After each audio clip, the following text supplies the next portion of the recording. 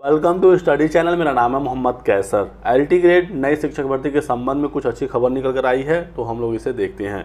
RTI के द्वारा जानकारी मांगी गई थी इस भर्ती के बारे में और क्या अपडेट दिया गया है यूपीपीएससी के द्वारा, ये आपके स्क्रीन पर है।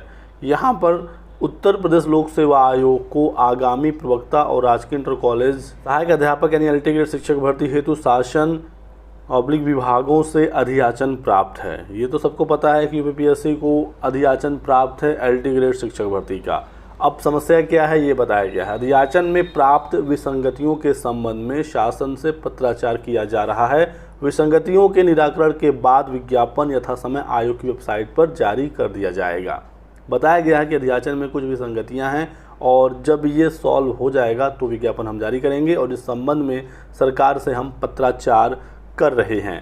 तो ये विसंगतियां काफ़ी समय से है, काफ़ी डिले हो रहा है इस मामले को क्लियर करने में। और जो समकक्ष अर्हता वाला विवाद था वो अब हल हो गया है, नहीं तो यहाँ पर उसके बारे में भी यूपीपीएससी जरूर बताता कि समकक्ष अर्हता का भी विवाद है जिसकी वजह से डिले हो रहा है। तो समकक्ष अर्हता हल हो गया है, बस ये अधियाचन में कुछ प्रॉब्लम है, इसकी वजह से विज्ञापन में डिले हो रहा है। और रिक्तियों के बारे में सवाल पूछा गया, कितने पद रिक्त हैं, तो बताया गया है कि रिक्तियों का विवरण विषयवार और श्रेणीवार तैयार न होने के कारण वांछित सूचना अभी दे नहीं है। तो रिक्तियां तो प्राप्त हो गई हैं, लेकिन विषयवार और कैटेगरी वाइज ये अभी डेटा तैयार नहीं है। तो ये इनको काम करना है और अधियाचन में जो प्रॉब्लम है उसे सॉल्व करना है। साथ ही साथ जो समकक्ष अर्हता का विवाद था, पत्र तो मिल गया है शासन की तरफ से, लेकिन उसे माध्यमिक शिक्षा नियमावली में ऐड करना है, तो ही जाकर विज्ञापन जारी हो सकेगा। तो ये कुछ काम बचे हुए हैं। उम्मीद है कि नवंबर तक सब कुछ हल हो जाएगा और फिर विज्ञापन इसका जारी होगा। नवंबर में एलटी ग्रेड विज्ञापन निकलने की काफ़ी संभावना है।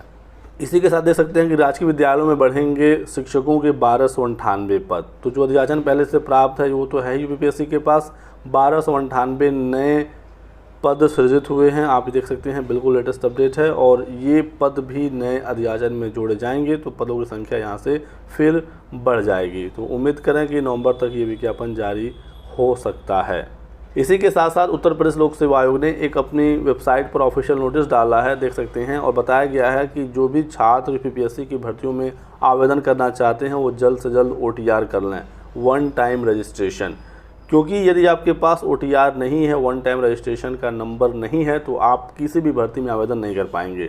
और आपको पता ही है कि ARO का जो विज्ञापन है वो शीघ्र जारी होने वाला है, यानी कि अक्टूबर में विज्ञापन आ जाएगा। और ये विज्ञापन आते ही काफ़ी लोड बढ़ेगा वेबसाइट पर, सर्वर में प्रॉब्लम हो सकती है, इसका अंदाज़ा दिखाया है यूपीपीएससी ने। सर्वर डाउन हो सकता है, हैवी ट्रैफिक की वजह से कठिनाई आ सकती है, तो काफ़ी दिक्कत हो जाएगी। क्योंकि जिन्होंने OTR किया हुआ है वो वेबसाइट पर आकर ARO का फॉर्म भरेंगे और जिन्होंने OTR नहीं किया है वो OTR करने की कोशिश करेंगे। तो ऐसे में समस्या होगी और यदि आप OTR नहीं कर पाते हैं तो आप फॉर्म नहीं भर पाएंगे। तो जितना जल्दी हो सके आपको OTR करके अपना नंबर प्राप्त कर लेना है। बताया गया है कि OTR नंबर न प्राप्त करने की स्थिति में उक्त पद हेतु जारी विज्ञापन के सापेक्ष ऑनलाइन आवेदन न कर पाने पर संपूर्ण दायित्व अभ्यर्थी का होगा। तो आप इसको लेकर कोई कंप्लेन नहीं कर सकते कि हम फॉर्म नहीं भर पाए, हमें प्रॉब्लम हो रही है OTR में। आपको OTR पहले ही कर लेना है। एक बार OTR आप कर लेंगे फिर कोई समस्या नहीं है, फिर जो भी भर्ती आएगी आप उसमें आराम से आवेदन कर सकते हैं। आपका पूरा डेटा पहले से ही यहाँ पर सेव हो जाएगा, आपको बस कुछ ही डिटेल्स भरनी होंगी फॉर्म भरते समय। एलटी ग्रेड भर्ती भी निकलनी है, उसमें भी OTR की आवश्यकता पड़ेगी, तो जल्द से जल्द इसे आप कंप्लीट कर लीजिए। तो ये कुछ इंपॉर्टेंट अपडेट थी यूपीपीएससी से। वीडियो पसंद आया तो लाइक और शेयर करिएगा, चैनल को सब्सक्राइब करके बेल आइकन दबाना ताकि आपको सारी जानकारी इसी प्रकार की मिलती रहे। Thanks for watching.